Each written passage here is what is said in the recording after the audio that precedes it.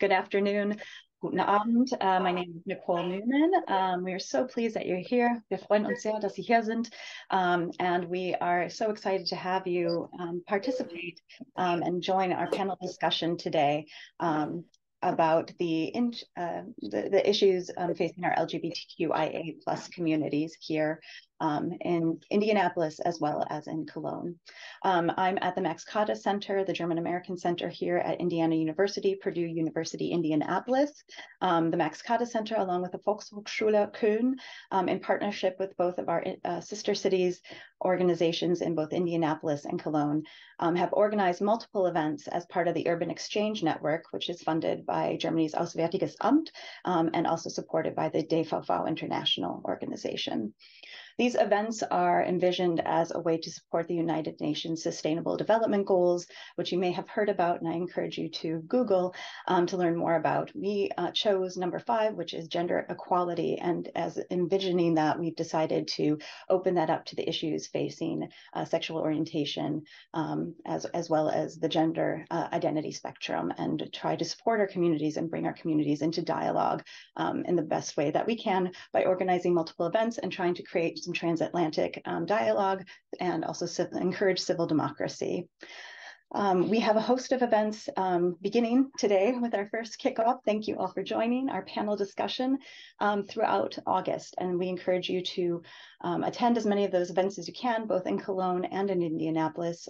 They are all listed on the Max Kade website, and I'll put a link to that into the chat at a later time. But that's, if you Google MKC or Max Kade IUPUI, you can find a list of all those events, and they'll be popping up other places as well. I would like to begin our event, though, by acknowledging that the land on which we in Indianapolis gather is the occupied and contested territory of Native peoples, and we thus wish to acknowledge and honor the Miami, Delaware, Potawatomi, and Shawnee peoples on whose ancestral homelands and resources Indiana University, the entire system, was built and currently occupies. And I also wish to acknowledge that with its founding in 1969, IUPUI displaced a vibrant Black community in Indianapolis.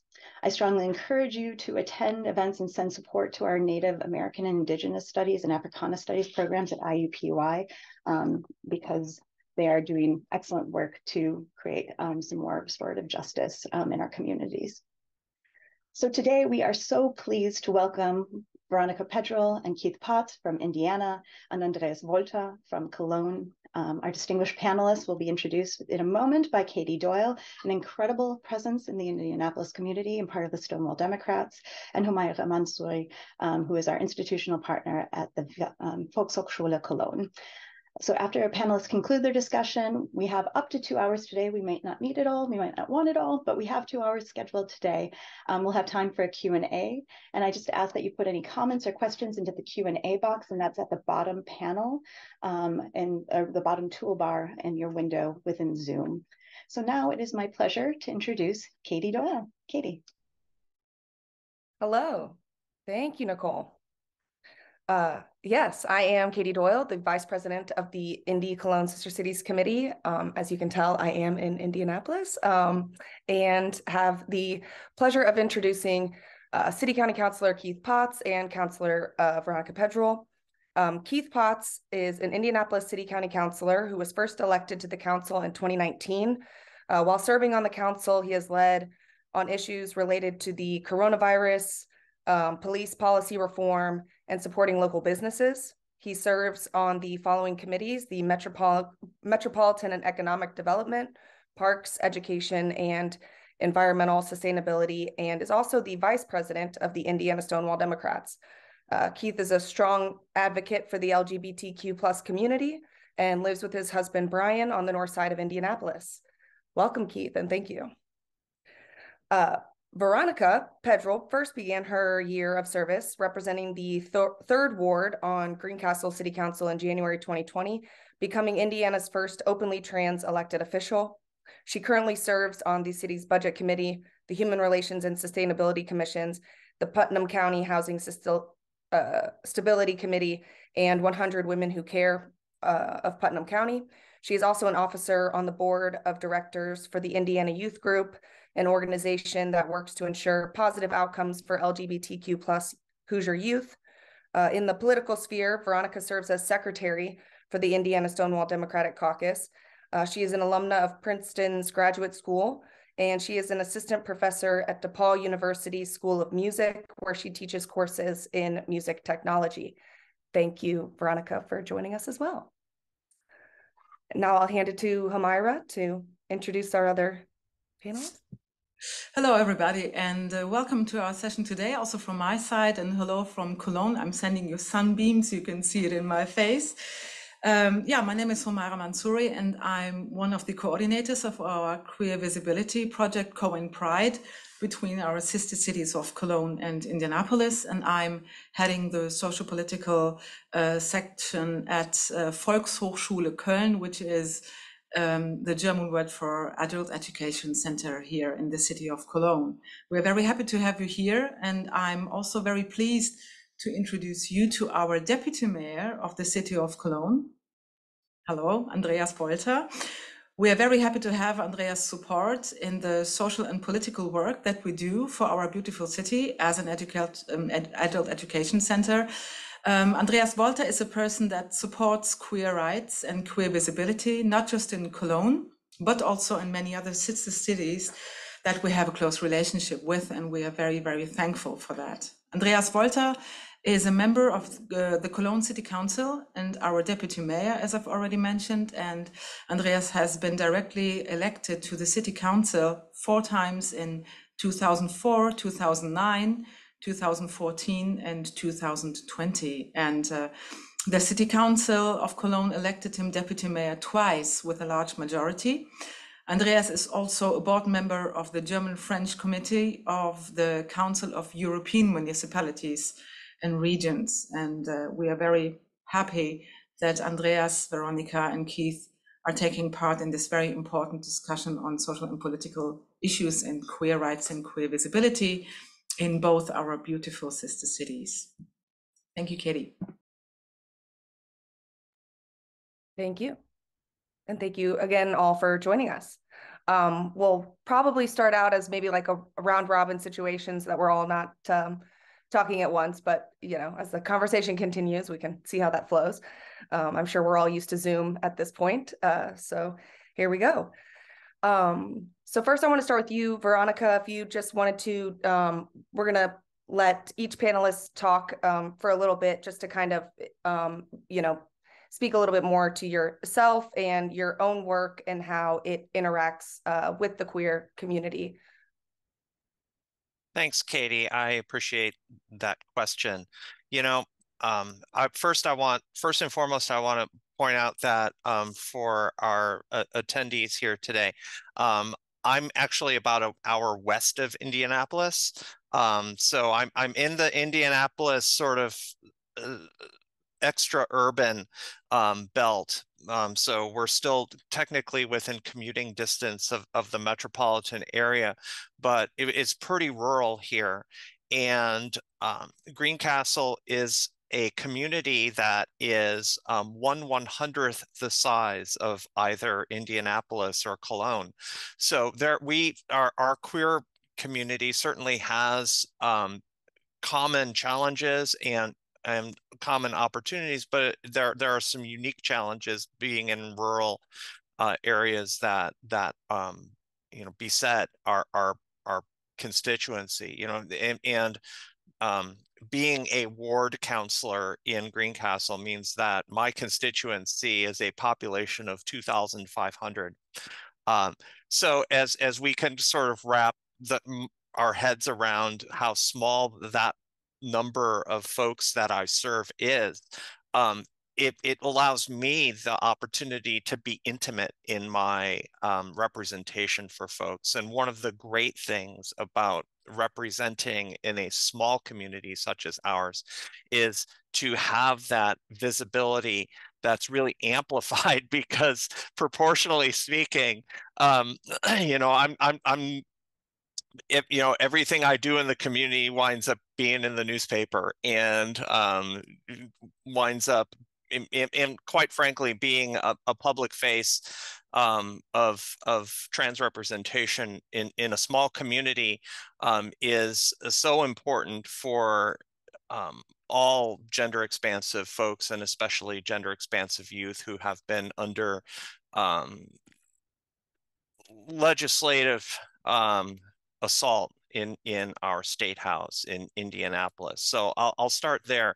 But getting back to the nut of your question about the work that I do and how it might intersect with the queer community here, you know, I've been working on the part of our issues related to housing stability as well as housing access at every price point, and you know, our LGBTQ community has just as many challenges with getting access to housing in our community, if not more, than the cis and hetero community in here in Greencastle. So that's the first and foremost that I want to point out. The other thing that I'm highly engaged with right now in talks with our city's public safety officers is reframing the lens of public safety as being community safety, and that community safety is not just an absence of crime, but rather a presence of well-being. And particularly in through the lens of the rise recently of mental health challenges across all our communities, both urban and rural, it's important that all of our public safety officers are recognizing when they are qualified to serve for our community safety, but also recognizing that community safety is everyone's job. You know, how welcoming are we being to our neighbors, both the ones we actually live next door to and the people who simply are in our neighborhoods and live, love, and worship differently than we might. So I'll leave it at that. That was great. Sounds like 2,500 people can be a lot when you you know, have all that to deal with. So we appreciate that. Andreas, would you like to go next? So you can hear me all. I'm in a very special place this evening because I'm sitting in a bunker of World War II, which is now in the city of Cologne, in part of Mülheim. That's a neighborhood here, and it's used as a cultural center. And I have a meeting here in this building tonight, and that's the reason I'm sitting here. So if you look around, you see, yeah, some parts of World War II, and that's made me thought a little bit a few minutes ago about that. In World War II, in Germany, more than 10,000 LGBTIQ were killed by Nazis in concentration camps. So that's the reason why we are so engaged, actually, especially in our city, to create a diverse society. And Cologne is one of the cities with around about 10% of the population declare as LGBTIQ, as they declare as queer, and so we have one of the biggest gay prides in Germany. Last summer, we had around about 25,000 participants and 1.6 million spectators joining the parade. So it's one of the biggest we have in Europe. I think in Madrid and Barcelona, they are. It's nearly the same, but in Germany, it's one of the biggest. Our city is very engaged in human rights, as I told you, and we made it also as a part of our international local diplomacy. So when we have 22 sister cities, Indianapolis is one. And it's very important for me when I visit these cities also to talk about LGBTIQ issues. So we have cities as Volgograd, so former Stalingrad. We have also Katowice in Poland, in Romania, Istanbul in Turkey, also as well in South America, in Nicaragua, in Peru, in Rio. And it's always difficult to exchange about these issues. And as I learned a few years ago, there was a delegation from Indianapolis, was in Cologne, and there was also a person in this delegation was responsible for diversity. And so we were invited also to come to this dinner in the evening, and our mayor's office told us, please go to this person who's responsible for diversity in Indianapolis and talk to him. So we went there and said, oh, we are here from the LGBTIQ officials from the city of Cologne, and I'm vice mayor, and he said, yes, I'm responsible for diversity, but not for LGBTIQ. And I'm very religious, and I don't want to talk to you about LGBTIQ issues. And he turned around, and the meeting was finished in 1 minute. So that was the experience with Indianapolis I made in the last 10 years. So I was a little bit astonished about it, because I thought Indianapolis is a big city, and perhaps on countryside it might be difficult, but it was a little bit, I didn't expect this answer. And what we see, we have a mountain to climb,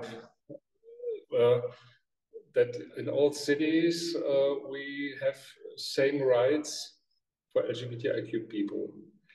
It was a hard struggle also in Cologne in the last 20 years, because there was lack of money, and it was always, so sometimes the budgets of other departments had to get smaller, but we had no money. And then to say, but we need our counseling, we need to work with elderly people, LGBTIQ, we need now with all the refugees, also very important to care for the people coming from Syria, from Iraq, also now from Ukraine. And there are a lot of LGBTIQ people in that sense. So, and then to get the money, to get budgets to work with those people, it was a hard thing. But I think at least in the last year, so we created also our LGBTIQ office, and it works together with all. It's in the diversity of it directly at the Lord Mayor. So we work together with groups of the disabled people, elderly people, and the migrant groups. So that's one office, and that I think it's also a very good thing to learn from each other a little bit in the administration. And in the last years, we managed it also to empower this this unit. It was a very, very important thing in the last years. And now we are what we do at the Gay Pride. We invite always LGBTIQ activists from our sister cities to join the parade, but also to exchange. And that is very successful. And what we managed in the last years was especially Poland, where the situation is not very good for LGBTIQ people. So it was a success. So we go every year there to join the Gay Pride with a small delegation from Cologne. And in the first years, we wrote to the city, to the mayor of Katowice in Poland, and he said, no, don't contact me during this time. Now, after 10 years, there's a reception for us from the mayor, also with the LGBTIQ community, and the vice mayor opens a parade with me together in Katowice. And in the first years, there were several hundred right-wing extremists, very, very aggressive people. And last year, there were 3 religious persons demonstrating against this march. And so what we can see, if we talk and we are getting in touch with other cities, so there is sometimes a development, like in Romania too. What we don't, also in Dnipro in Ukraine, our new sister city in the east of Ukraine, Ukraine, they also told us, yes, we want to exchange with you about LGBTIQ issues. What's not possible is actually in Turkey, in Istanbul, also in Volgograd. So we canceled actually this sister cityship with Volgograd in Russia and China also. So that's a big problem. Yeah, but I think we are on a good way with states where there's an existing a civil society movement. Then you can act not over the mayors, but also with the with the civil society groups and these activists and human rights groups in our citizens. Yeah, or if not, maybe give it 10 years and then you can, because it sounds like you really stayed on that. That was great. I hope to hear more about a lot of that later. And hopefully we can, you know, with our new delegation coming into Cologne for Pride, we can hope to shine a brighter light on Indianapolis and our efforts that we've made for our community. So thank you for that, Keith. Thank you, Katie. And hello, everyone. My name is Keith Potts, he, him, his. It's a pleasure to be with you this afternoon, evening, whatever time you may be joining us.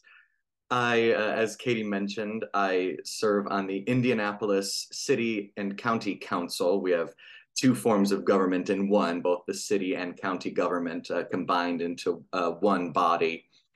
Indianapolis is the capital city of Indiana. We have a population of almost 900,000 in Indianapolis. We're the 15th largest city in the country. So Veronica and I have very different sort of constituencies that we work with. I represent about 42,000 people on the north side of Indianapolis, an area that is historically looked at as more of suburban, but has continued to grow over the past couple of decades and is very much an integral and growing part of our city. I am an openly gay man. I've been with my husband for about 10 years now. And I haven't always lived in Indiana, but life and love brought me here. And so I love being in Indianapolis and in Indiana and representing the community. I first got engaged with politics almost by accident. I'm a musician. I have a degree in music. Veronica and I have that in common, that we both work in the music field. But when I moved to Indiana, at the time, there were some laws being considered that would ban gay marriage or that would allow businesses and private organizations to discriminate against LGBTQ individuals or groups or families. And so that, of course, did not sit right with me. And I had some availability to get involved as a volunteer in some of these causes. And as life would have it, one thing leads to another. Then I worked on a campaign, then somebody needed to run for the city council. And I said, I'll throw my hat in the ring, and here we are. But my work primarily in my life is within the music field. But as I've grown into more of an activist and now as an elected official, I partner with some nonprofit organizations. A group that I spend a lot of time working with each year is called the Damien Center in Indianapolis. They're Indiana's largest healthcare provider for those living with HIV and AIDS, and one of the most significant healthcare providers specifically for the LGBTQ+ community in Indiana. They do incredible work, and it's wonderful to get to work alongside them every year. And we find opportunities to partner with them as a city in official capacities, as well as things that I do on my own time to support them and their work. As far as the work that I've done on the council connected to the queer community, I know we'll probably get into some more details in some other conversation topics that will come up. But I guess what I sort of wanted to just highlight is the work that I have done and that we do in Indianapolis and that every council does, it's very localized. It's very focused on day-to-day living of folks in the community. And what that means is that the queer community is always affected by every decision that we make.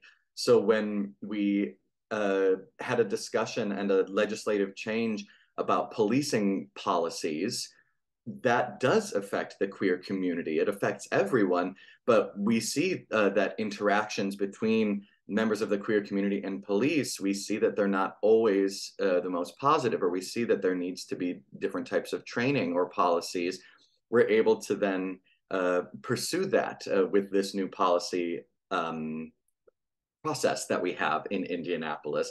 When we talk about budgeting for different sects of our local government, we have individual programs that are, for example, housing opportunities for people living with AIDS. That's a very specific grant that we're able to allocate that greatly affects the queer community.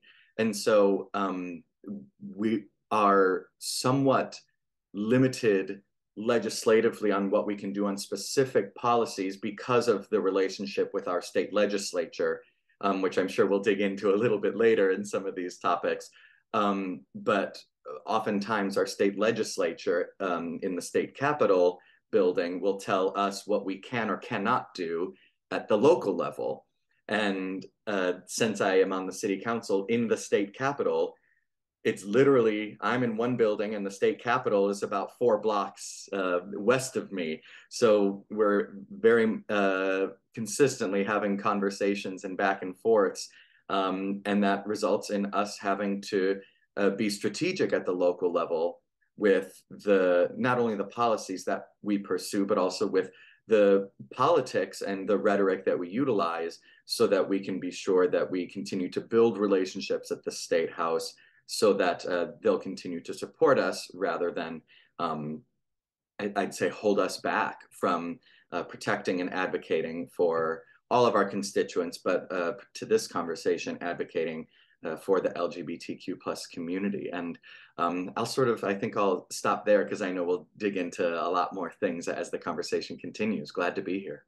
Yeah, no, that was great. That kind of leads us into our next topic a little, just also kind of hearing how your position works, not only with the state, but also how the state affects you at the local level. But I guess to each of you, if you could give a brief overview of like how your position or your city works directly with the LGBTQ community and kind of how your LGBTQ community looks within your current community and kind of how it looks maybe everywhere else outside of that within the state or even nationally. If you want to start with that, Keith. Sure, I'd be happy to. So sort of picking up where I left off, discussing sort of our relationship with the state from the city perspective, an example that has happened just within the last like 2 years where you see sort of the disconnect or the challenges that we face. So in January of 2021 in Indianapolis, we passed a special resolution unanimously with support from both conservatives and more liberal and progressive counselors that said, we urge the state legislature to legislate a ban on conversion therapy, the harmful practice that tries to force specifically LGBTQ youth into no longer being LGBTQ. There's studies upon studies showing that this is a harmful practice, that it does not work, that there are higher rates of suicidal ideation for LGBTQ youth who are forced to go through this process. And so we at the local level, while we don't have the legislative authority to ban that practice locally, what we were able to do is author a special resolution that, like I said, passed unanimously and across the ideological spectrum saying we urge the legislature, and as the capital city, we felt strongly that it was an obligation of ours to advocate for that because we really wanted to see that happen. Now, jump ahead to just a couple of weeks ago, the state legislature passed a law saying that no one can author a ban on conversion therapy at any level of Indiana government. So while we were trying to urge the state legislature to consider this, they have now made it law that local governments can't consider it, and the state government most certainly is not, at least with the makeup of the state legislature as it currently stands. So we see that there is sort of a push and pull, a back and forth with regard to the civil rights of the LGBTQ plus community that we're able to fight for at the local level. But when we do have those opportunities to use our platforms in the forms of special resolutions, holding press conferences, advocating for causes publicly, we use that as we call it the bully pulpit. We use it whenever we can, and we have to use it strategically because we do have members of our state legislature who are not necessarily of the same mind in wanting to see LGBTQ rights expand and grow and see the queer community as a protected group. And then what I'll just share as far as the LGBTQ plus community in Indianapolis, it is a large community and it is an incredibly diverse community. We hit every letter of the LGBTQ plus acronym, and it is within every demographic, racially and ethnically, religiously. We have such a broad community, and it's wonderful when, especially at our annual Pride festivities that usually draw about close to 100,000 people to Indianapolis, if not more. It's just so beautiful to see the diversity of our community that comes together. And when there are those things to fight against, for example, back in the day when there was, like I said, those legislative efforts to ban marriage equality, to sort of legislate discrimination against the queer community, we saw our entire community really band together to fight against those initiatives. And it's wonderful at Pride every year when we get together for a celebration, not as a means to try and defend and justify our humanity, but as an opportunity to celebrate the beauty of the queer community. Yeah, no, that's great. It kind of, when you were talking about how sometimes when at the local level, you'll implement things and then the state will kind of essentially, overhaul it and say, absolutely not. It kind of reminds me of, tell God your plans and he laughs. It's kind of like, tell the state house your plans and they'll just shut it down, unfortunately. So, they'll try to one up you on that in some of the worst ways.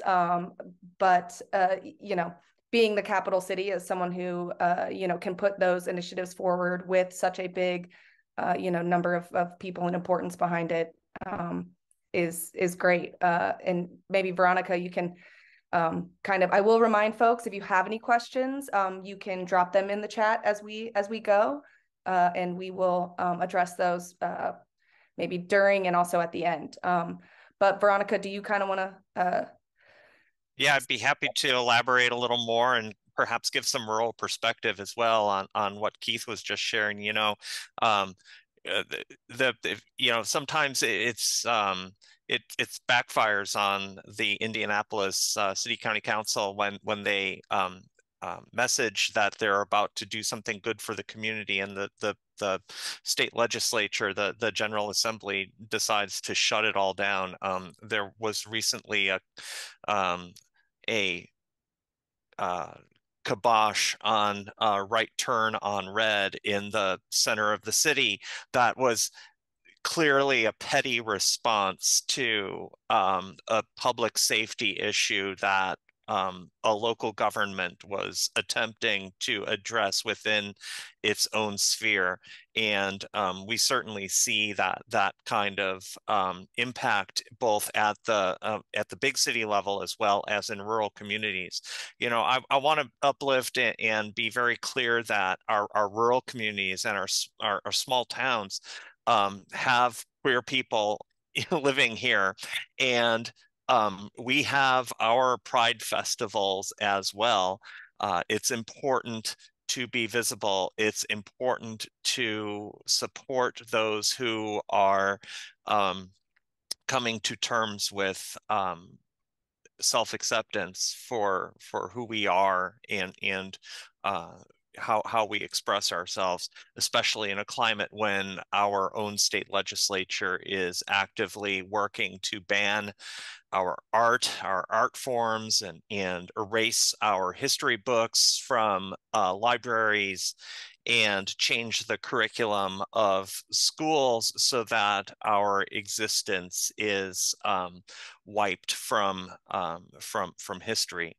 It's more important than ever that we're very visible. With next month being Pride Month coming up, it's going to be quite a whirlwind. I'm doing all I can to be present at as many rural Pride events as I possibly can. Indy Pride, Indianapolis has their Pride Festival on June 10th. And as soon as I'm done with marching in the parade there, I'm going to be heading down to Lagodi, a community of 2,500 that is in very rural Southwest Indiana, and has just been recently, in the last couple of years, been launching a very active Pride community there. So I'm excited to be part of both of those things. That said, there are ways that both at the big city level and smaller communities that we, in our positions of legislative representation, can work to support the LGBTQ community. You know, my work with the Human Relations Board gives an opportunity for us to engage with all of our municipal employees, for example, and have conversations about how all of our diverse community constituencies within cities large and small are able to be served well and equitably by those agencies, municipal agencies. So when we have you know, festivals and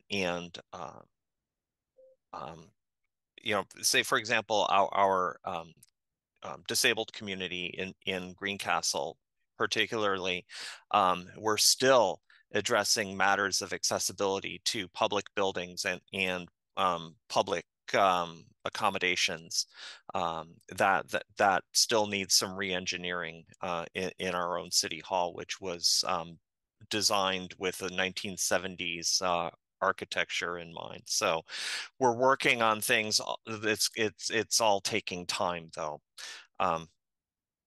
You know, it's important that especially when for someone like me who's serving in a rural community, I have had the opportunity to engage outside of my role for the city in ways that can impact the LGBTQ community as well, and recognizing that I'm the only one in the state with my particular background. I have accepted the opportunity to be at the table for a lot of things, including at the state level with Indiana Youth Group that's working very hard to ensure that our LGBTQ youth in particular are respected and have safe outcomes when their families may present them with an unaccepting environment. We provide rapid rehousing and support services, wraparound services, mental health care for those young people. And I'm very, very proud to support that organization as a member of that board. That's great. Thank you. So Andreas, can you speak to that as well, kind of how your work interacts with the queer community, both locally and kind of how you see that support, outside of your city as well? Yes, of course. So what I would like to present you a little bit is our working group in the city council. So we have an LGBTIQ, we call it working group Queer now in our city, which works since 2006.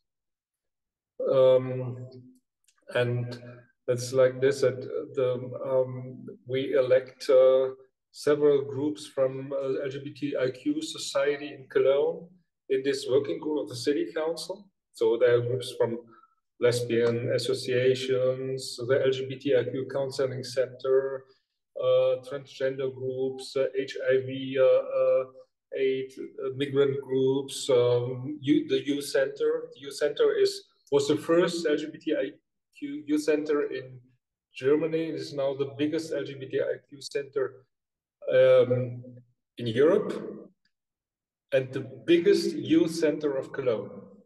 So we have several youth centers, but the LGBTIQ is the biggest one.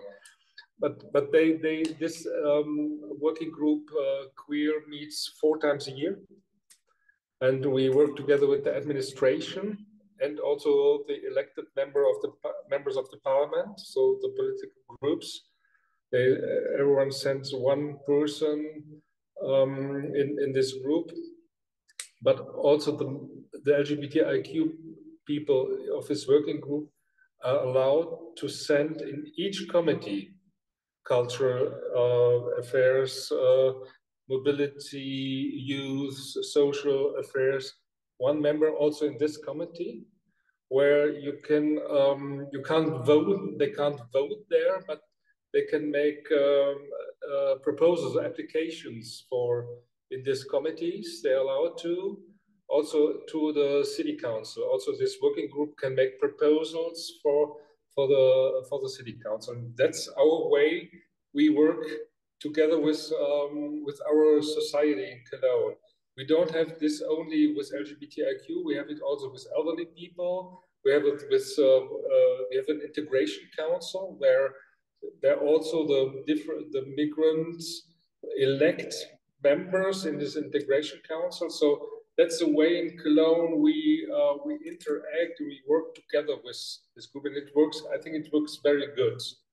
So because we discuss the things were important very early with the groups, because they came into the city council and said, "Here, we've got a problem. Please, we want to discuss it." We made our LGBTIQ action plan, and we also put money in this plan. The important thing that more than 20 departments are involved in this plan, and also the departments have to make proposals from their own budget also to better the situation. And this action plan works. We started in 2017, and as in a democratic state like Germany, a federal state, it works. It needs a few years until it works. Now it started in 2020. What we made was really interesting was it was also an application from the LGBTIQ community, the economical factor of LGBTIQ in our city. We made a survey and a study, and it was quite interesting that this 10.6% of our population and also this a lot of LGBTIQ people coming to weekends in Cologne. So it's an important factor for the economy in Cologne. So, and I show you there was a newspaper, and they said, "So gay is Cologne." So and we showed with this study what in which part of the economy it works. And now nearly every company in Cologne, they have also the rainbow flag in front of their head office, because they know it's also very important that everyone feels welcome also in the company. So that's so what we do as city: visibility, acceptance, image. So another picture. So we have also our metro. We have it in the rainbow colors. We made it, and also our bridge in Cologne is also there, the rainbow flags, if they're the Pride Week. So that is what you can do as city. And yeah, what we are doing. So I talked a little bit about our project, Sister Cities Stand Together for LGBTIQ rights, their human rights. So we make this change, and it's also very good. It has a good impact on the relations to our sister cities. And last thing I would like to tell you, our Rainbow Cities Network. So Cologne was one of the founders from the Rainbow Cities Network in Europe. We started with Barcelona, with Torino, with I think it was Utrecht and Amsterdam. And now this is a big network, not only for Europe. We also have members now in, by example, Mexico City, by example, cities in Brazil, like Sao Paulo. And the last member was also from the US, and so it was San Francisco. And why shouldn't Indianapolis join also this network? So that's what you have to do, is you have to have one responsible person or a department who's responsible for LGBTIQ questions, issues, and you have to join once a year this meeting. Now it works also online, like we do this, but I think it's also very important to exchange each other. And this network is growing and growing, and so I'm very happy also to make this the exchange with you today. That I now learn that that is not diversity is not only on ethnical or religious issues. So it's a big community in Indianapolis. Yes, definitely not. Absolutely. And I'm already seeing some similarities. We in Indy and around the state, but Indy specifically, you know, when Keith kind of mentioned almost close to 10 years ago now, when, you know, we did kind of a big push within the business community specifically. You know, as you walk downtown, you will also see within businesses, you know, stickers, rainbow stickers that say "You are welcome here," as well, to kind of not only show that support, but also to kind of give more confidence to our community to be able to you know, shop where they want and eat where they want and feel safer. So you know, that's really small things like that are incredibly important to our community.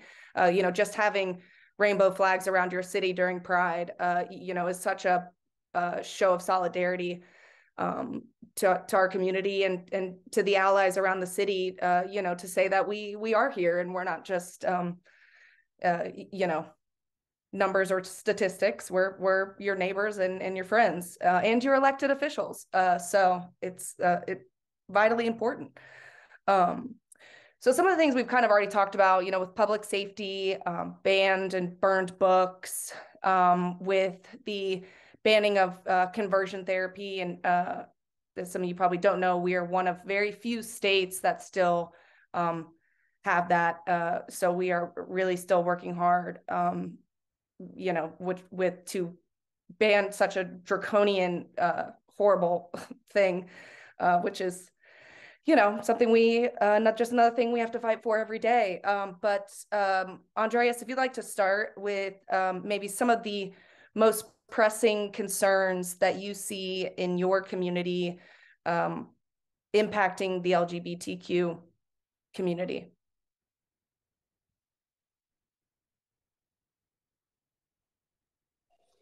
I need a few seconds to unmute the mic. So, yeah, I was wondering what's the most pressing thing.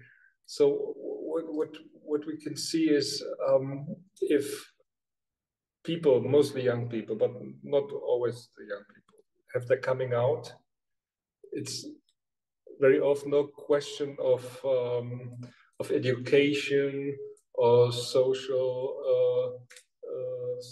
range. If there is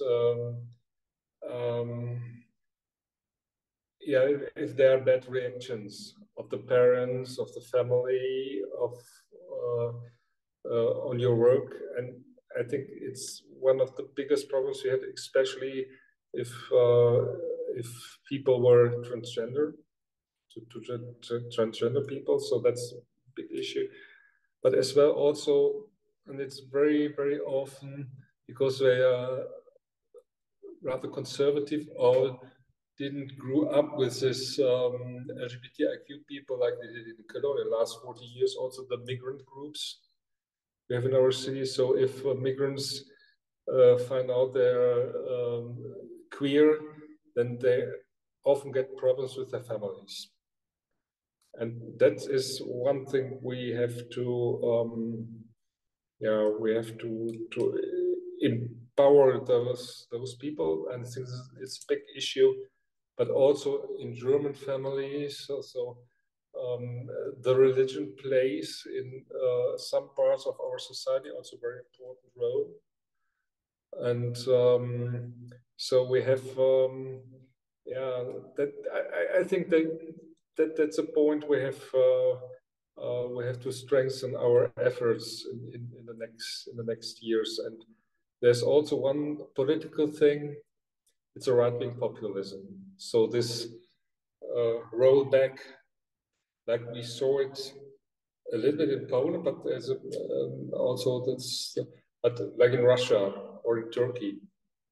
So we have big problems with the LGBTIQ people have big problems, and that's also perhaps regarding on Russia one reason why this liberal society supports also Ukraine in the war against Russia, because in Ukraine the situation of LGBTIQ people is not very good, but they can make the manifestations, the demonstrations, the parades, so they organize, they can meet. They have no many rights in the law, but they exist and there was a coexistence. But in Russia, it's not possible. And with this war, Russia wants also to destroy this liberal movements, not only in Ukraine. I think if they win this war there, they go to Baltic states, to Poland, and because they want to restore their old Soviet Union system. And I'm a little bit afraid also about these developments we have not only in Europe. I think it's the same in the United States in some regions, and I think there we have to pay attention that there is no rollback, and we have to stand together with all the other groups, the migrants, also with disabled people, and that's good that we are working together also in the city of Cologne in one office. Absolutely, and sometimes it's not even the rollbacks that that really scare me. It's the things that we've never even thought of or had to deal with. Banning books is, who would have thought we would have been here? And the religious aspect is, also plays a part. I'm sure in every LGBTQ community, but when Keith spoke about kind of the business sector a few years ago and how we had to fight against LGBTQ folks being fired from their job for being gay, or not being able to get their wedding cake made at a certain bakery because they didn't support LGBTQ issues. I mean, that policy in Indiana that they passed was essentially, or were, trying to, was the Religious Freedom Restoration Act, which, says you're impeding on my religion by asking me to bake you a cake for your gay wedding. I mean, it's like, well, I guess we'll go get our cake elsewhere. But, it's giving businesses and people the opportunity to discriminate, essentially. But I mean, like I said, have those at every step of the way. But Keith, would you like to speak about maybe some pressing concerns that you see within our community as well?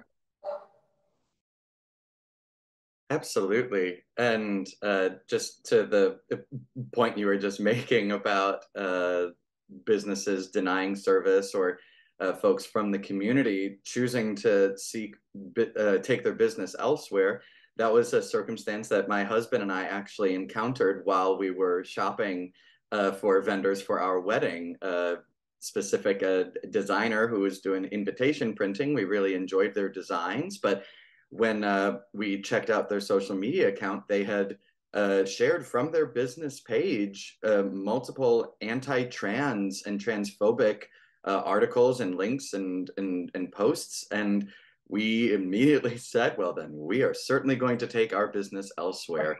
But to the question of sort of what's the most pressing issue, or what is one of the most pressing issues affecting our communities, from my perspective, and from what especially we saw in our Indiana state legislative session and what we're seeing politically nationally in the US, is protecting our children. We need to protect our children in so many ways, particularly LGBTQ plus youth. They are already, and for those of us who have gone through this process, we know they're already facing such difficult challenges internally, emotionally. So then when people from the outside are trying to legislate them out of existence, or trying to say that they don't exist anymore. I mean, some of the most important relationships or mentors that I had growing up, while we never directly had conversations about it, were the educators who I knew were part of the queer community. They were an incredible and important part of my education. And it's not because they talked about it all the time, like some folks are trying to make it seem. It's because they just existed. It's because they were who they were, and they didn't apologize for it. And that's why I think it's so incredible that we're continuing to see more and more LGBTQ plus people getting elected, like Veronica in Greencastle, like we have many openly LGBTQ folks elected in Indianapolis, including someone in our state legislature. And I know Veronica and Katie and many of us here in Indiana, we work very closely with a group called the Victory Fund, which advocates for candidates for elected office from the queer community, because that visibility element is just so important. I mean, we saw in American politics how crucial it was to see Pete Buttigieg succeed at such a prominent and national level in a visible way. And he continues to be out there as a cabinet secretary, of course, but his role, while his sexuality was never front and center in his campaign, and I don't think you'd find anyone from the queer community who would put their sexuality or their gender at the forefront of their campaign as being the reason why they're running necessarily, but him also not apologizing for it, and for any folks from the community not apologizing for it, that in and of itself helps our children to see that this is not a bad thing. It was a conversation I had back in my campaign in 2019 with a constituent who, she started tearing up while we were having coffee together because her teenage son had just come out to her. And she was scared for what that meant for him and his future, but she was able to point to my candidacy. I wasn't even elected at that time, but she was able to point to me and say, look, this is a gay man. Remember, he just came and knocked on our door. And he's exactly who he is, and he's out there, and he might be an elected official one day. So it's so important for that representation and visibility. But to bring it back to the most pressing issue, it is protecting our children. The books that they read are lifesavers. I remember the books that I read when I was in middle school and high school that absolutely saved me. And they are now books that are being banned. And it's a shame. We see medical care and emotional well-being, mental health care being taken from children, not just in Indiana, but across the country. And so I think that's the most pressing thing. And it's always been the case when queer rights are moving forward that there is then a demonization of the community, accusing us of being terrible, terrible things that we are not. And so I think continuing to have visibility to fight against it, continuing to unapologetically advocate for our LGBTQ youth is on all of us, and it's going to be a fight, but I know we'll win it. Yeah, absolutely. That was all great, because you know, I think that's the purpose behind a lot of this is to like you said, is to you know, take away our seats at the table, or you know, try to deny freedoms for a select group of people. And it's you know, again, some of that ties back to the religious thing. I will remind people, Indiana is the home state of Mike Pence. So that gives you just a lot of kind of awareness. But then we, you know, like you said, have presidential campaigns like Pete Buttigieg. And it's, you know, normally the people outside the community who are the first to ask, you know, you as an LGBTQ person, can you win office? Can you run for an elected position? You know, would you, you know, is it safe for you to run statewide, you know, per se? So I think those are all great points. And it's, you know, protecting the youth with not only opportunities like books, but also opportunities like extracurriculars. So Veronica, if you want to speak to what you think are the most pressing concerns, but maybe also kind of inform folks on the most recent legislation to ban trans youth from participating, trans female youth specifically, from participating in sports and kind of, you know, some other issues that you see. Yeah, I would like to sort of tie some threads together from both Keith's and Andreas's remarks, because the same kinds of forces that have been at play in Russia and in Hungary with Orban's government, and less so from the right in other European countries, are at play in the United States as well. But I also want to uplift with a bright point of light to recognize that the fact that state legislatures now across the United States are working against affirming care and full participation in schools for trans youth, that this recent legislative phenomenon is a response to losing political traction from other places. In other words, you know, because of the Obergefell ruling and you know, legalizing marriage equality, and because of the Bostock ruling in the Supreme Court of the United States, legalizing and giving the right to work for folks irrespective of their sexual orientation or gender identity, that these are these forces have needed to find a new boogeyman. And so they're now picking on people who have the least political power of all, and that's people who can't vote. So they're picking on kids now. But you know, I doubt that they're going to stop there with respect to trans rights. And in fact, we've seen evidence both in the state of Florida and the state of Missouri, where there are now efforts underway to make affirming healthcare inaccessible for adults as well as children in those states. And I can kind of smell it coming around the corner in the state of Indiana as well. And we need to be on guard and at the ready to push back against those efforts. That all said, I'm a parent of two. My children are grown. My twins turned 29 this year.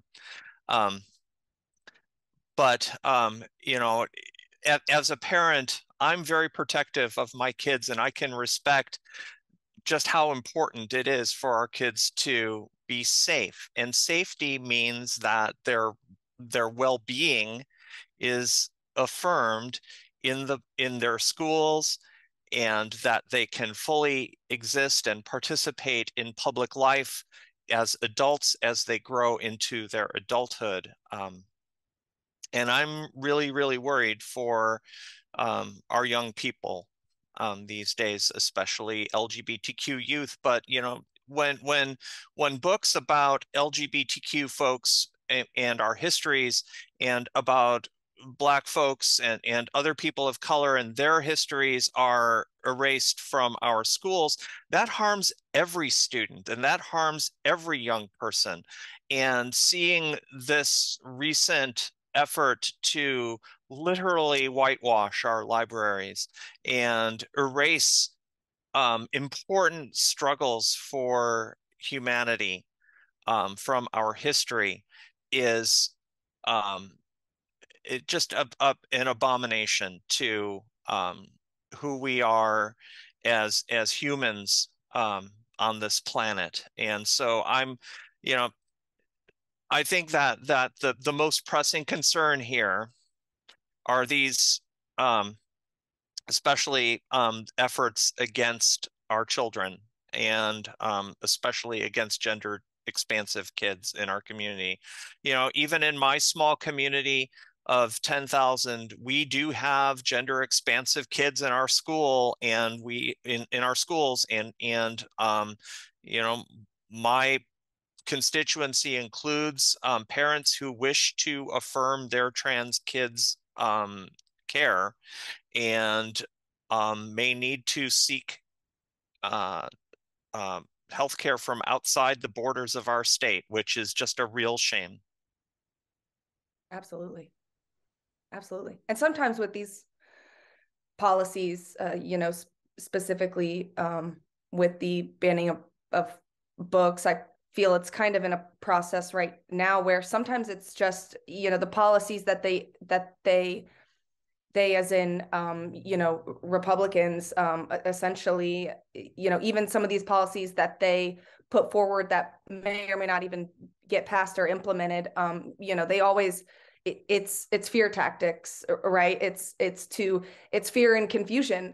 Even, you know, we've got libraries that are starting to empty their shelves because they don't know what books they're allowed to put or not. And when you know, when they write specific things in there that say, you know, we could be, you know, to go as far as to say we can be arresting librarians for, you know, or teachers for putting specific books on the shelf, and you know, but not, you know, not giving specific criteria that makes any sense. And so we have kind of seen.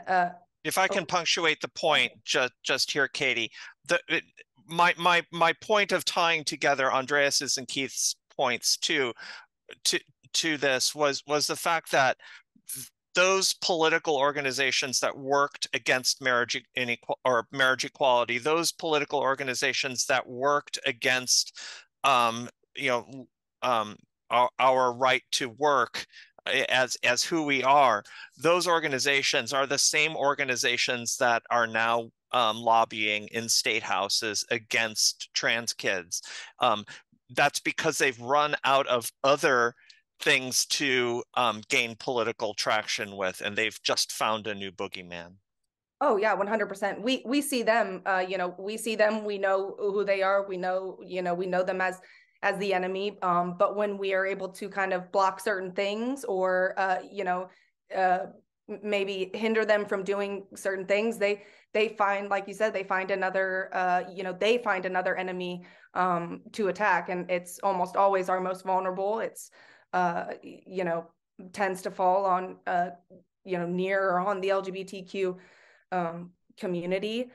But as much as they, ban youth from playing sports or ban books, we still exist. Like you said, Keith, we still exist. So you can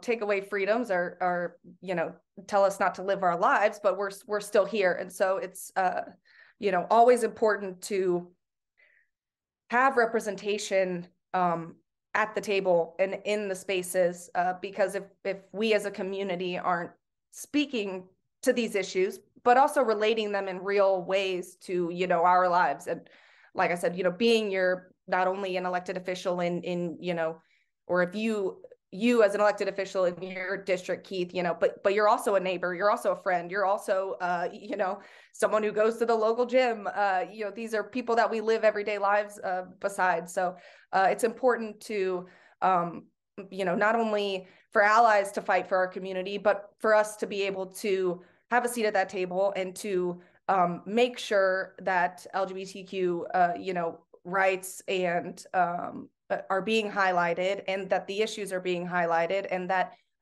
we unfortunately may be one in a room of a lot of other people and have to speak kind of as our communities sometimes, and that can be hard. Being the first Veronica is never, I'm sure, not easy, as people even as celebrated as it is. But yeah, there's some real issues, and we really appreciate you guys not only highlighting those, but also consistently and continually fighting for them. Which kind of brings us to a lighter topic for some positive initiatives, because there are some great things that we've been able to do. I know, Andreas, on your side, your LGBTQ office, and it sounds like the things that you guys have been able to do to kind of specifically focus on it, or specifically create groups that are able to focus on LGBTQ issues in the community and kind of speak on that. But maybe if you want to start, Andreas, on what are some initiatives that you feel that you've maybe already implemented that support the community, or that you feel you can implement to support the community, both maybe policy initiatives within your work, but also, like you said, the kind of new groups that you may be creating to, give focus to that. Diversity, equity, and inclusion is becoming a hotter topic that people really care about. I know business communities here have been focusing on it. It's great. Time seems to be an underlining factor here. It's really about time we start focusing on these things and highlighting, the inclusiveness and the diversity, and being that person at the table in that diverse lens. But what are some positive, initiatives or programs or groups that you have implemented, or maybe see coming down the pipeline here? I think I talked about our youth work we're doing in Cologne. So what we managed with our LGBTIQ youth center, that there's a cooperation with a Catholic youth center in Cologne. So we are on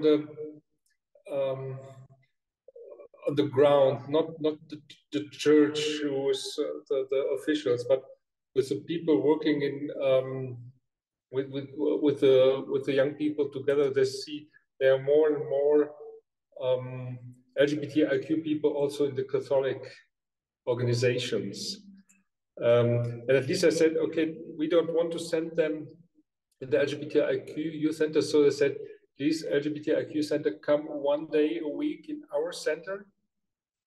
And we work with the people. The LGBTIQ youth center is more political. It's a bar. And in this other youth centers, you cook together, you're playing in the evening, and we see then also that our LGBTIQ youth, they love it.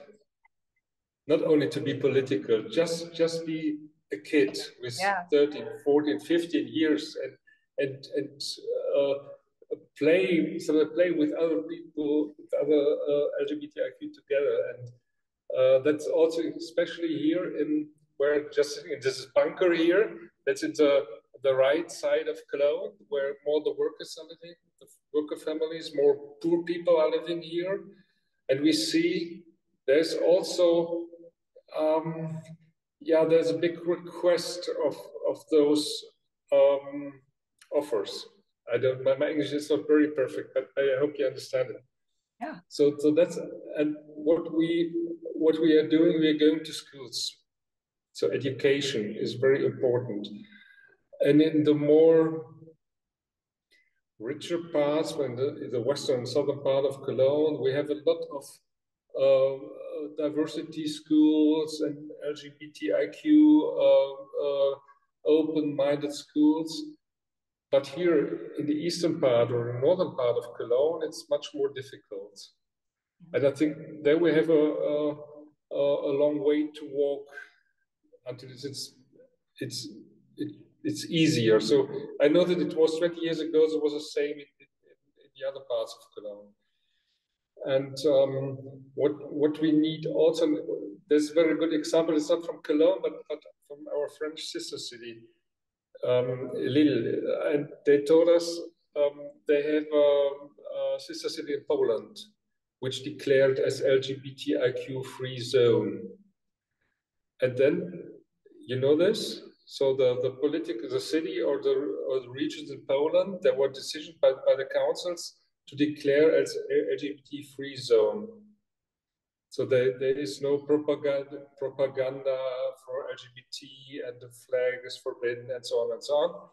Like a sundown town for LGBTQ. Huh? I don't, if you know what so they're not allowed, you're saying, not even kind of a presence? They aren't allowed, but they did it. But the school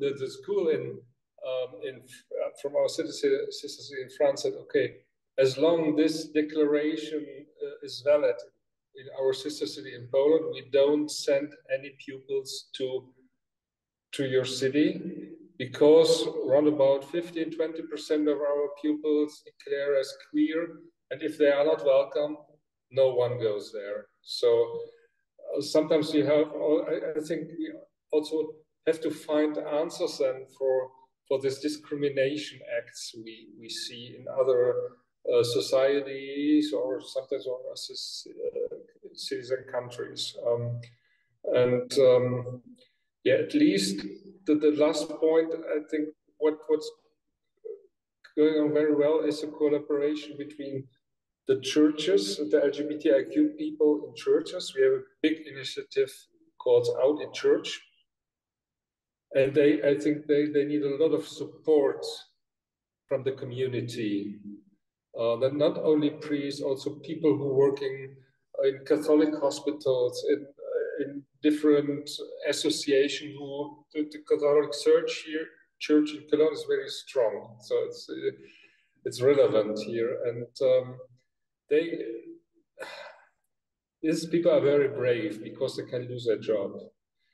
And what's a good point actually is because we need workers. So we have full employment here nearly, and the people. So also the church. It's not possible to get out all these social workers and the people who work in the hospitals, doctors, because they declare as gay, and that helps actually a little bit in the discussion. And I think there we have to strengthen our efforts in the next step. So this clash of civilization, this conservative group of Muslims and Catholics and evangelical, so religious people, and on the other hand, there's progressive groups who support queer communities. And that is, I think, our job we have to do also in the next years as well. Yeah, no, that's great. We in Indianapolis, I say we, not myself, although I do plan to go to the next one.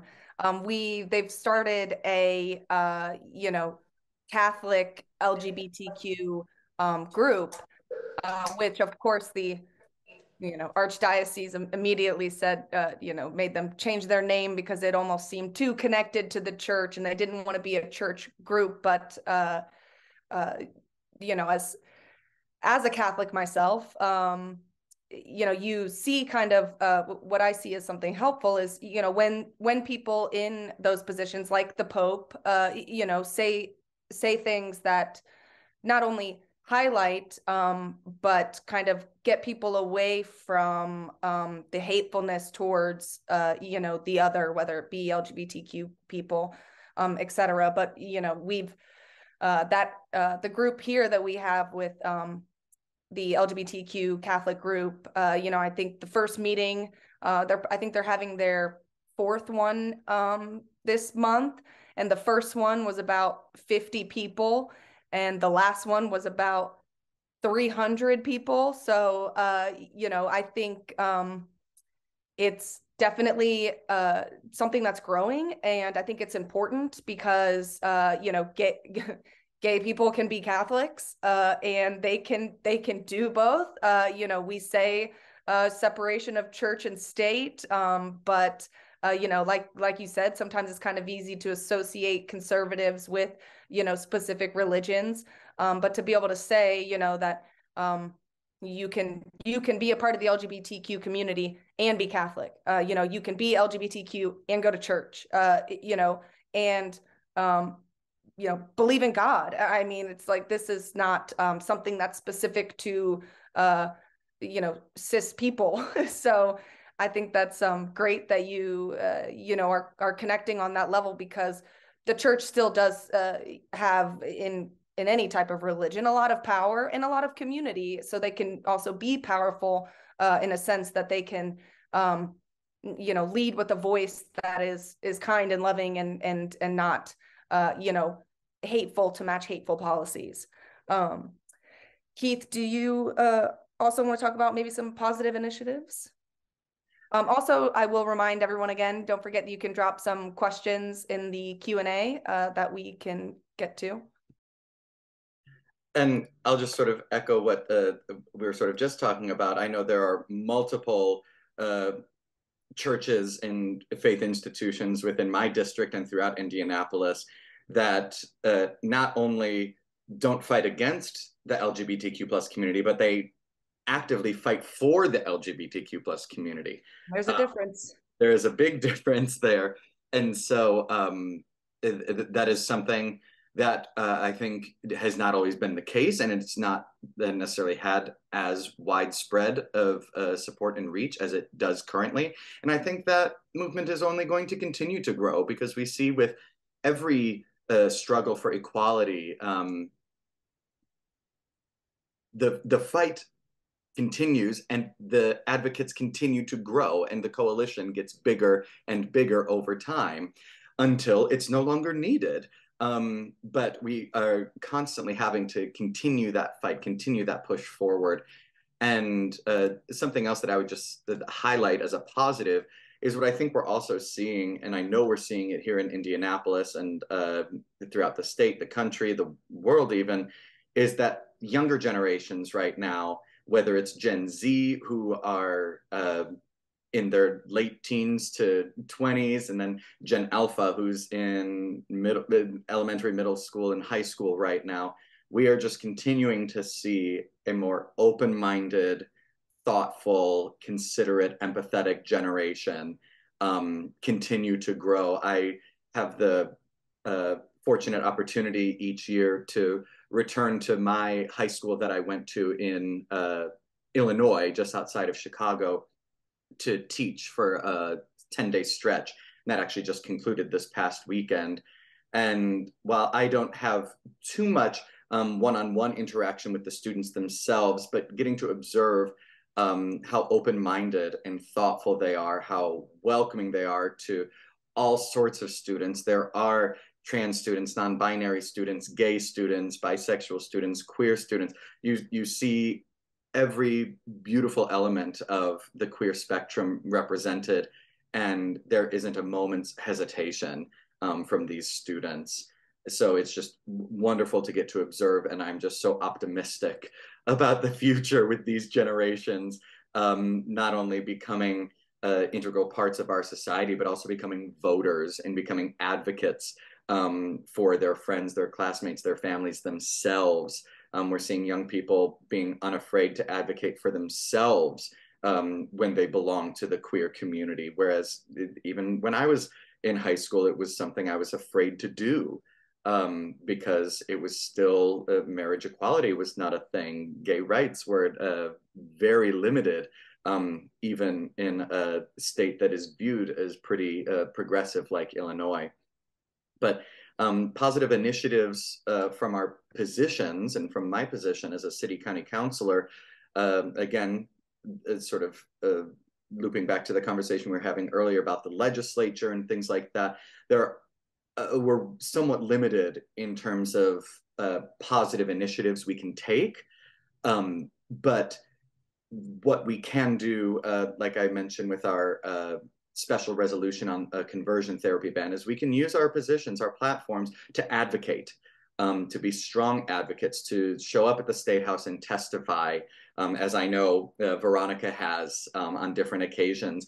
And when you show up with the title or a position, that means something, and it makes folks in positions of power listen just a little more closely than they might otherwise. So I think that's one of the most positive things that we can see and that we can pursue is the continued advocacy and fight, specifically for those who are willing to step up and stand up to those in positions of higher power and fight for the causes and the progress that we hold near and dear to our hearts. So that continued fight is something, while it's difficult, I also see it as a very positive and hopeful thing. Absolutely. Veronica, do you want to add? Yeah, I'll keep my remarks short, but some of the things that the others have said have really resonated with me. You know, partnering with our faith communities and partnering with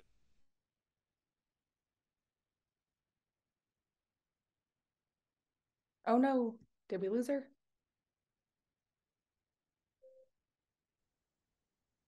Oh, you there? I'm here. Okay, partnering with our. Yeah, I'm not sure why because I have a wired network connection, but apparently it chunked out for a moment there. Yeah, partnering with the faith communities and partnering with teachers, it's huge because so I can share a little bit of personal narrative, and I'll try to keep it brief. You know, when I ran for office, the office I hold back in 2019, you know, I made it clear that I'm trying to make this community a more welcoming and more affirming community for everybody, no matter who you love or what you look like or how you worship. You know, and I pointed out that my opponent in the race had posted some rather Islamophobic remarks on social media, and the conversation got quite heated after I made that public. And it went so far as a petition circulated amongst the local pastors in our local churches um, in support of my campaign, which was, you know, I feel like we need to be listening to each other on that regard, because, you know, they've supported me, and I want to definitely support them. You know, when what I was pointing out is that in my district, DePaul University has its Center for Spiritual Life, where on every Friday, residents of the Muslim community go for Friday prayer. And if those folks can't feel safe and welcomed in our community, then something's wrong with our community, and we need to work on that. Additionally, I've been in conversations with teachers about the challenges that they're feeling right now from the legislation in our Indiana State House. I've heard from more than a handful of teachers who have told me about the gender expansive kids in their classes, and the notion of referring to them as something other than the name that they want to be referred to as is just downright disrespectful of your students. And if you're trying to culture a atmosphere of mutual respect in the classroom, which is the core of our civil discourse, if the state is forcing you to go against that respectful civil discourse, then something's certainly wrong with what the state is telling us about how we should be teaching in our classrooms. As far as official policies or that we can, or initiatives that we can put forth, we can create resolutions that don't necessarily have teeth. Doing a full bore ordinance that bakes in equal, if the state has really tied our hands in many ways, and I'm unfortunately, we're left with being able to do at the very most toothless kinds of responses at this time. That's why we need to work to unseat those people.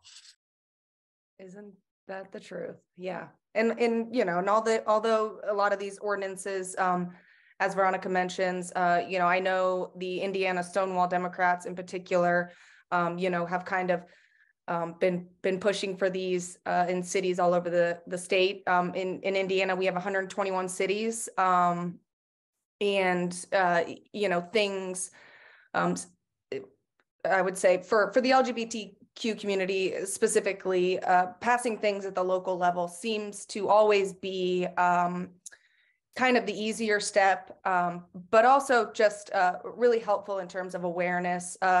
So I know for Pride Month, we try to reach out to an array of mayors and city council members, asking them to, put forth ordinances within their city just for recognition of Pride Month, because even something like that, which, most people maybe aren't watching their city council meetings, but, it's on record, and we as a group get to share that, various cities are supporting our community.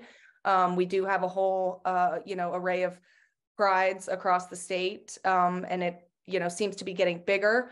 In a large city just north of us, Carmel, they started a pride recently. It was actually just a group of high schoolers, who kind of set up in a parking lot, and I don't even think we're able to get a permit from the city, but it was, they were able to it grew so fast that they were really able to get people to, not only pay attention, but participate. And getting, I do see as maybe less as an LGBTQ group, but more with elected officials and such, it does seem to be kind of hard to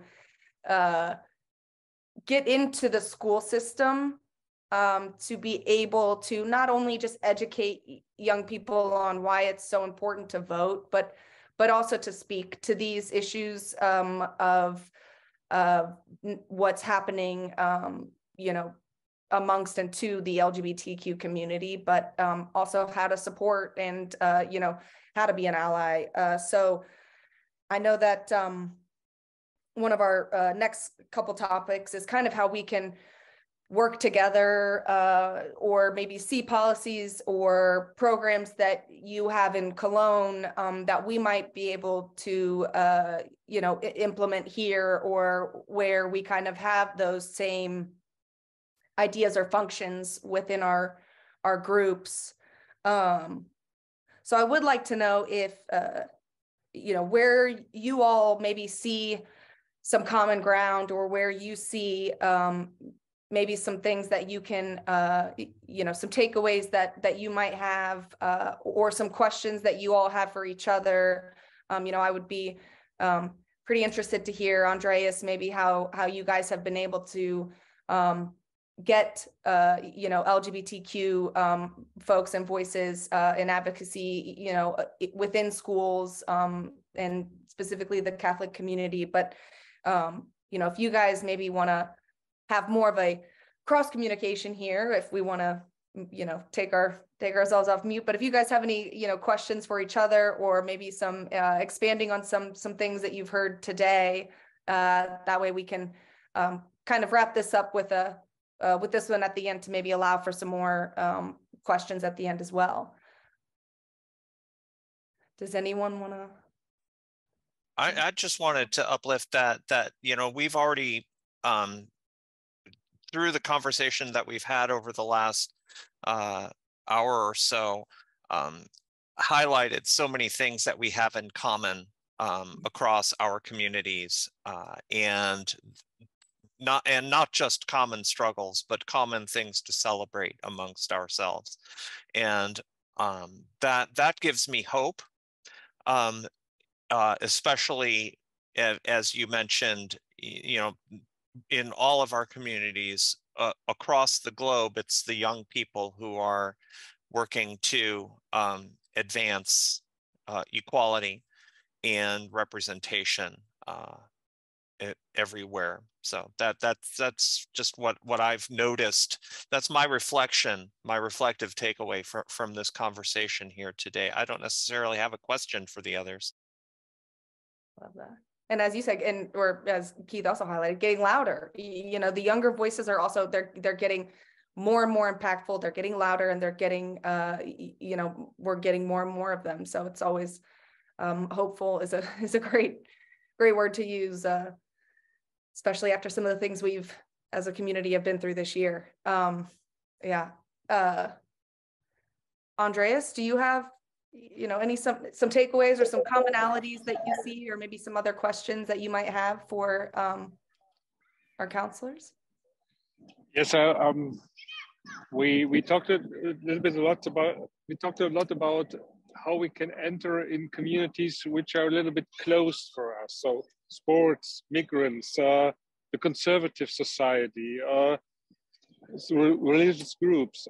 I think especially conservative and religious groups, that might be also an issue for both cities, for Indianapolis as well as Cologne in Germany. And I think it's very important.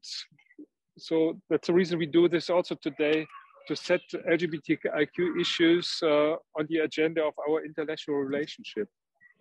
So I do this in the networks where I was elected. So in UCLG, that's the World Council of Cities and Local Authorities, also on European level.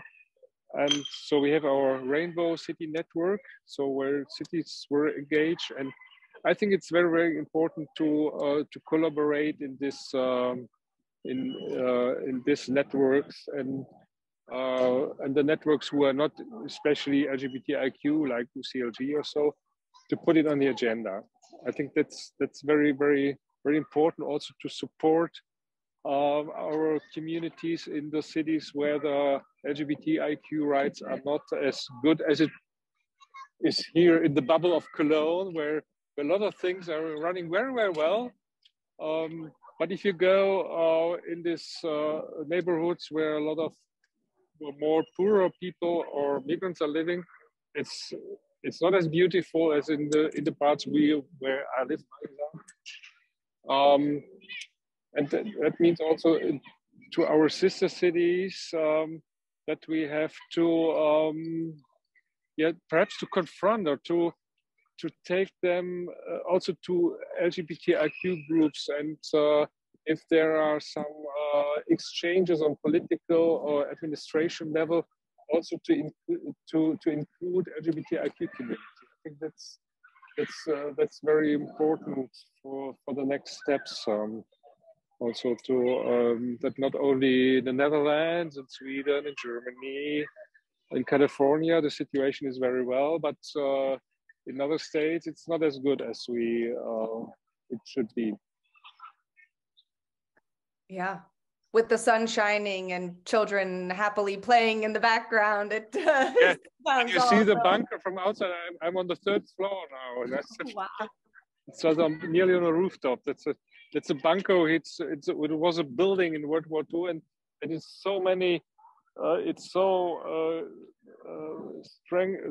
strong building. You can't destroy it. Good. Now that you've moved outside, but no, I mean, I think that's right in terms of sometimes being in a city. You know, even me in Indianapolis. You know, the policies that happen within our state and across the state are so harmful, but sometimes in a city like Indy that is, you know, I would say very LGBTQ friendly and open and accepting, you know, sometimes it's kind of hard to forget that outside of the city, you know, it is so different, and that I have almost the protection of a fabulous mayor and a fabulous big majority on the city council that I can kind of fall to as my support, you know, when the state tries to do otherwise. So, you know, it's good to go to those communities, like you said, to bring LGBTQ issues into those communities, as opposed to waiting for them to kind of say what, you know, what they need or what they might be able to do. It's a good kind of reminder of that. Keith, what about you? Do you have any? Yeah, so I think Veronica and Andres mentioned a lot of the things that I would allude to from this conversation upon reflection, but my big broader thought here, I suppose, is something that's just sort of a leadership principle for me personally, but something that I think our cities can all collaborate on. Is I always say, no one has a monopoly on good ideas. So we can continue to learn from one another. We can continue to share our best ideas and our successes with one another. We can continue to share our challenges with one another, because it's only through that collaboration, that partnership, from cities big to small, from cities in the US to Germany, from all sorts of different types of initiatives at all levels, we can always learn from one another. We can always share our best practices, what we learned from our mistakes.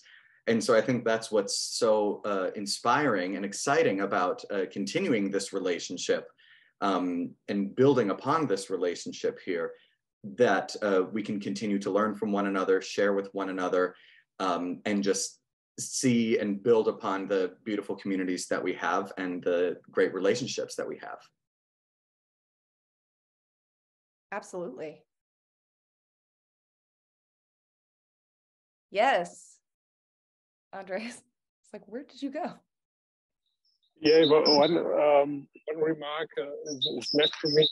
So that was a very, very good exchange, but perhaps next time we do it in person and in presence, and because I would like to show you what we are doing here.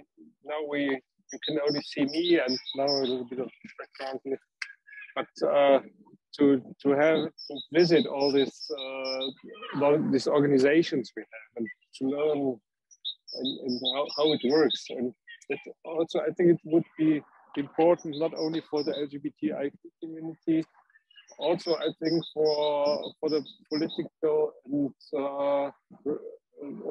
elected people as well as the administration to see what's going on. So what we are doing also, if we invite for our LGBTIQ exchange, we don't invite only the activists, we also invite, by example, political representatives or the administration to learn. That's it possible between Indianapolis and Cologne next time. Absolutely. I think we can arrange that. That would be great. Of course. Thank you, Humaira. Humaira is also welcoming us to Cologne via chat. So we appreciate that. Nicole, oh, perfect, you're back. Did you have any comments or questions that you can see on your end from participants? We don't, but we're happy in the last 5-10 minutes to welcome you to put any comments or questions that you might have into the Q&A. We're happy to also connect you with folks afterwards if you have any burning questions. I would just like to say I do so appreciate that I think each of you in at different points throughout the conversation spoke to the intersectionality of our identities, that we don't just exist within our own sexual identity, our gender expansive identities, but also our religious identities, our community identities, right? That all these things play or come into contact and in concert with one another, and that's so important to take a very holistic approach to the issues facing our queer communities, because they aren't in isolation, and because everybody has different experiences based on where they are, what communities they also intersect with beyond just their sexual or gender identity. And I really appreciated that, we also can use the different organizations that, even though there is a sort of Christian nationality push within at least Indiana and a lot of our other problematic legislature and legislation being pushed through right now, that there are still allies within the religious communities. And Andreas, we did have a youth summit with our Indiana youth group with Anyway in Cologne. It was wonderful because one of the students or young people said that they found more acceptance at their Catholic school after they transferred from a public school. So we do know that we have allies in different parts, and to make sure that we draw upon those experiences is so wonderfully important. It looks like we have one comment in the Q&A. Let me just look at that. Our sister city partner, Radke, part of our Cohen Pride team, just wanted to say thank you to everyone for the great conversation, and to Katie as well for your excellent moderation. I think we can leave it there unless anyone has any closing comments. Katie, I'll let you determine when we close off, but I wanted to say thank you again on behalf of the Cohen Pride Project, and we look forward to connecting with you further. Yes, definitely. And as Nicole said at the beginning of this, we do have, our project has some other events coming up, as well as, a Pride Exchange to welcome our, some of our friends from Germany to Indianapolis in June to kind of see our community in our city in live and living color, and to do the same in July. So I appreciate all of you being here today and giving your input and your feedback, and again for just continuing to not only fight for our community but represent our community in important places and spaces. So yeah, thank you all. And I will, if anyone else doesn't, if you guys don't have any other comments, I appreciate it, and look forward to more conversations and more community building. Yeah, I take now a drink due to the sundown we had actually here in Cologne, due to this very good exchange. So thank you for this. Absolutely. Thank you. Humaira? Yeah, and I just wanted to thank everybody here taking part in the conversation and also listening to us for your time and for your appreciation, and that you are so much engaged and involved in human rights. Queer rights are human rights. And we feel very, very inspired also for our work that we are doing in the civil society. And we feel inspired that we have partners like you.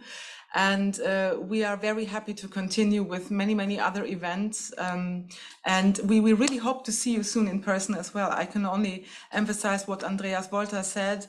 We are very happy to welcome part of you here in Cologne very, very soon, in 2 months, and also all of you, hopefully, also in the next months and years. And it's very important to stay in touch and keep our exchange up. So thank you very much and big up. Thank you, Katie. It was a pleasure to have you as a moderator. And thank you also from my side for everybody who is taking part tonight. That's really cool. Yes, thank you. Thank you. I appreciate that. Veronica, do you have one more thing to add? I just wanted to say thank you for everybody who helped facilitate this conversation today and bringing us together. It was really a great opportunity, and it's always wonderful to make new friends. Absolutely. And, you know, this year is 2019, where our state has our municipal elections are occurring. So hopefully in November, we'll be able to elect even more amazing city councilors and mayors to help us fight for these issues on the local level, and hopefully next year combat it at the state level even more. So again, thank you all. I appreciate it and look forward to connecting again sometime in the future.